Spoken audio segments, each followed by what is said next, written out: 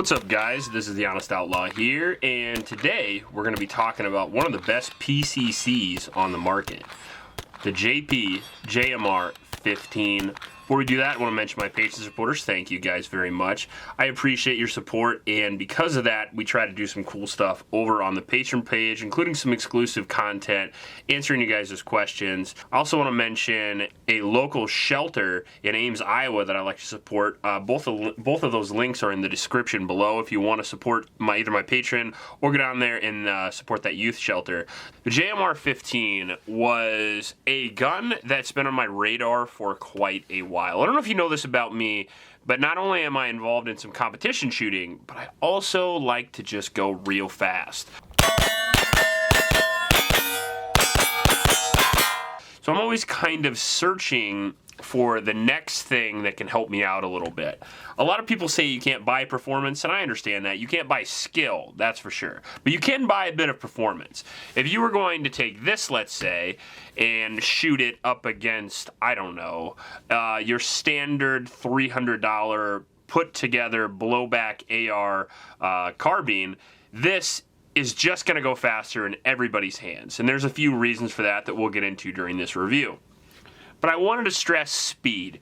And the reason why I want to stress speed is because JP has been known for a long time for making aftermarket accessories for the AR, particularly for competition series. And this JMR-15, make no mistake, is not only made for competition, but excels in competition also. The JMR-15 has won many championships, and JP has won many more, particularly in 3-gun, pistol caliber carbine competitions, and Steel Challenge, and a bunch of others. And this JMR-15 is kind of the amalgamation of all of their best parts put together in a gun that you can buy right out of their shop. Instead of just buying some accessories and putting your own gun together, you can buy this gun from them and you don't have to worry about it and have it run really well. The JMR-15 has some features on it that's going to make it separate from a lot of the pack. I got this gun from Manning & Sons for review as well. They are an internet firearms dealer, and the guy who owns it's actually one of my buddies now. After that, he knows a bunch about firearms.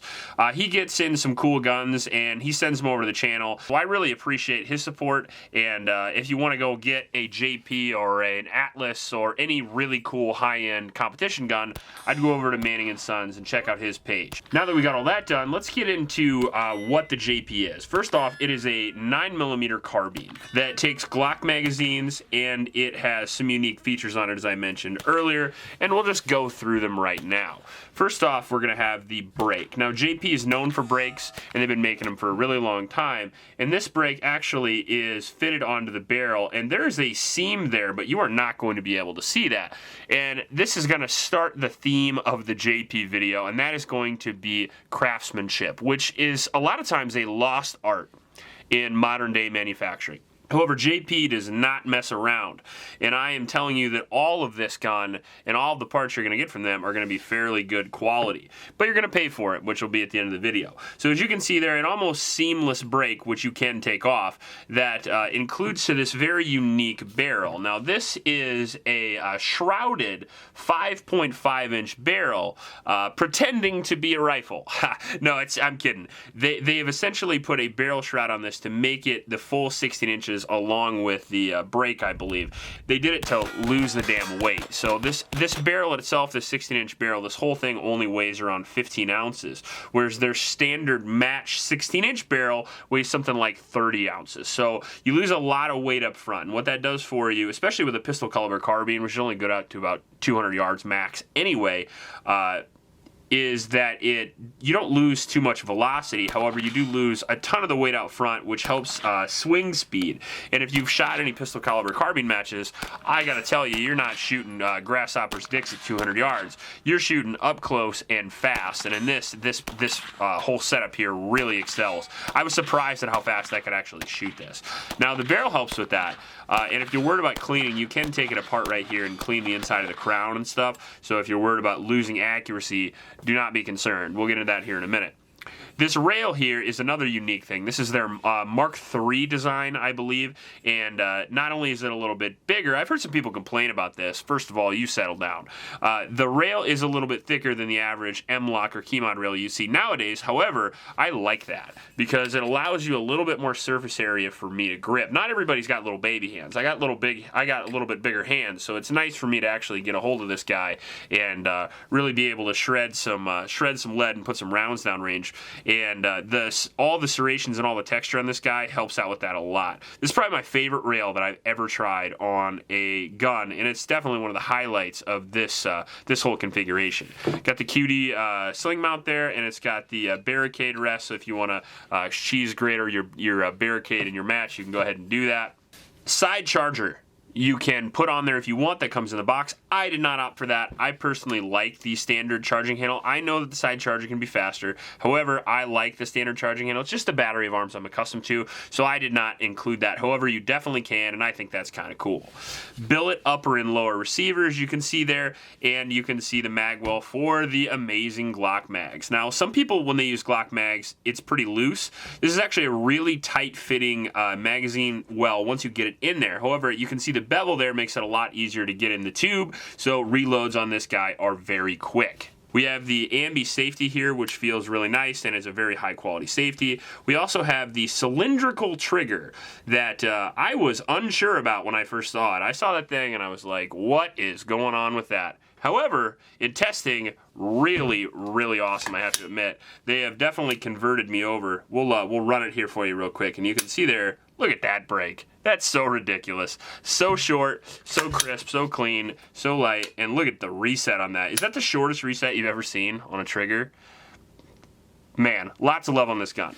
You know what I don't love is the Hogue overmolded grip. However, you can get that, you can get something else on that ASAP. And if this were my gun, I would probably put a Myed grip on that because that's been the thing I've ran since I was literally like 25 years old. So I would probably change that out. However, again, definitely usable. Go back here a little bit, and it's got the buffer tube system with the short captured, the silent captured spring system, which is JP is very famous for. If you haven't seen it before, all it is a set of weights inside with different springs, so you can pick different weights and different springs, and not only does it run silent because it's one continuous unit, but on top of that, you can change the weights for different recoil impulses and different reliability as well. I left it as it was, and it ran perfect for me, but I do run the JP system in several of my other rifles, so I'm obviously a pretty big fan of it. And then in the rear you have the Hogue buttstock, which I was a big fan of also. I don't like it because it pulls my beard hair a little bit, but what I do like is that angle. That angle is super important to me. The Mission First Tactical stock has that angle as well, and I like that angle for my stock, so I didn't have to change this out at all. That felt very nice, and on top of that, it's got a big old rubber pad on it, so it was very comfortable. Now, a couple of the upgrades that they have over the other JP that came up before this is a last round bolt hold open, which I like a lot. So if you fire the last round, it will lock back and you can run it just like a regular AR and hit that paddle and get that reload. It also has a short stroke bolt in it as well, which does help reduce the recoil. So recoil and speed is going to be a thing here. The short stroke bolt shortens the travel and allows it to cycle a little bit quicker, at least to my understanding. Couple that with the lightweight barrel and the muzzle brake and the recoil system, and you're going to have the lightest recoiling blowback operated 9mm carbine that I've ever tried.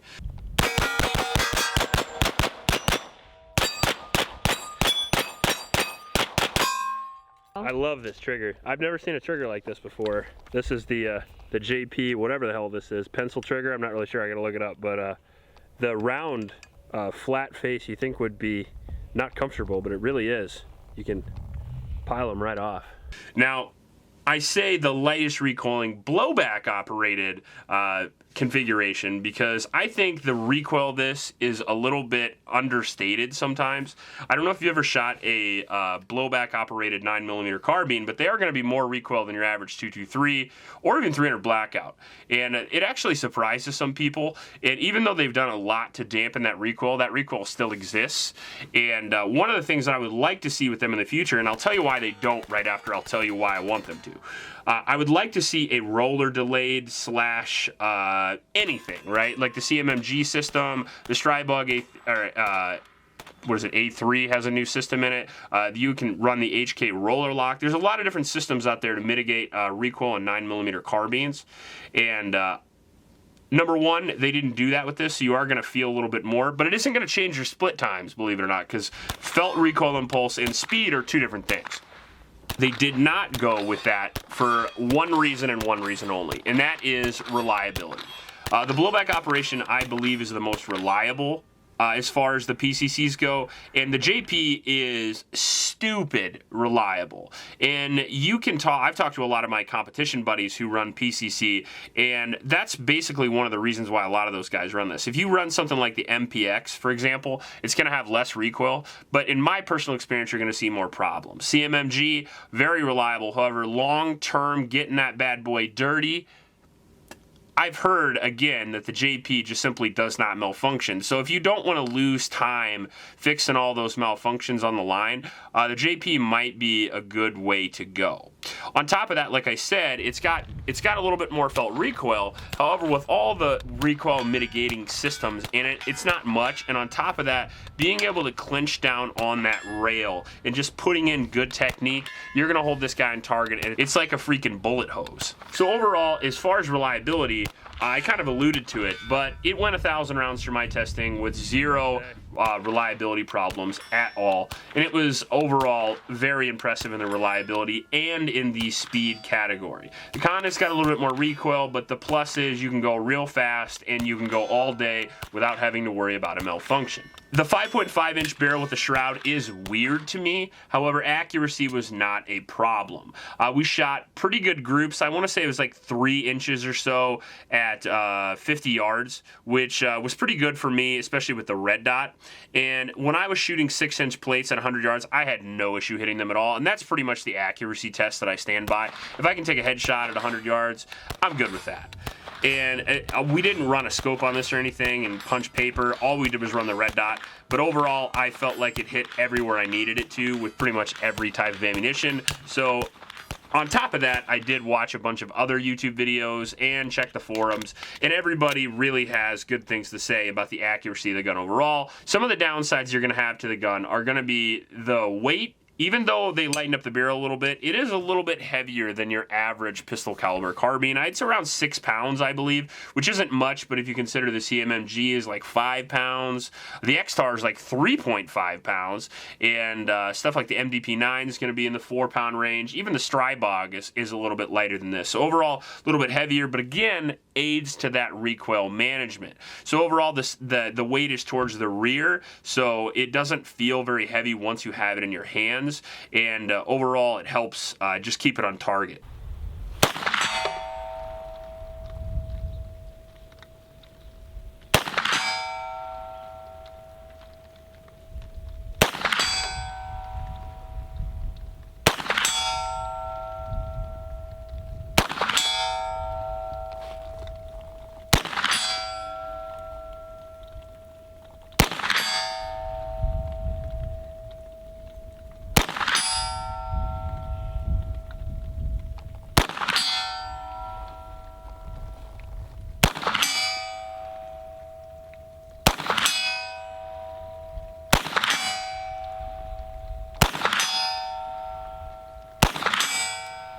Is this real life?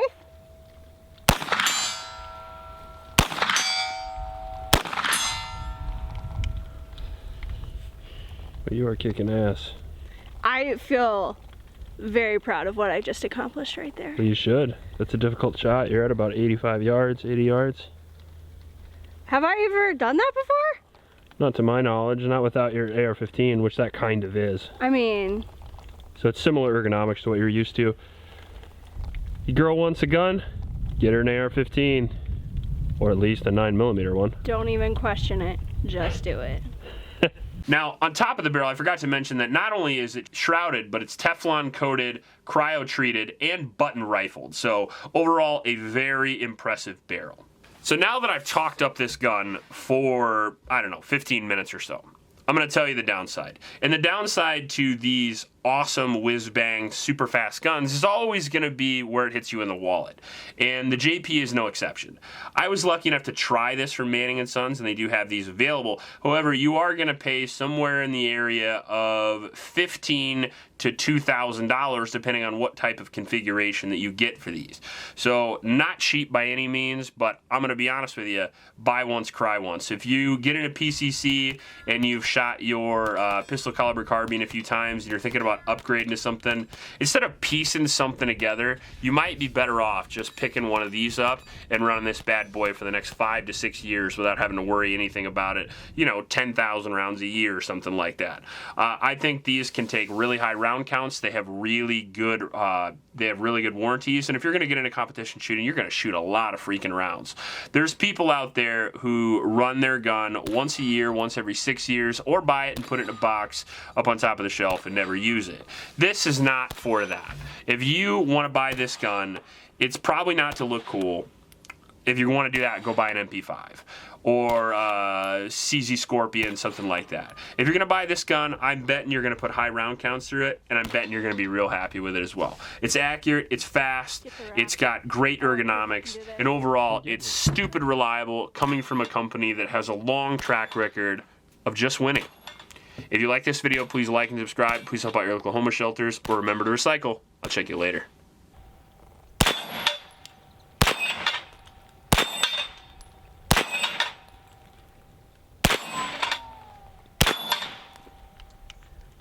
This is so fun. Is it really? We're keeping this. Do you know how much that is? Probably a lot based on how much I like it. That's not wrong.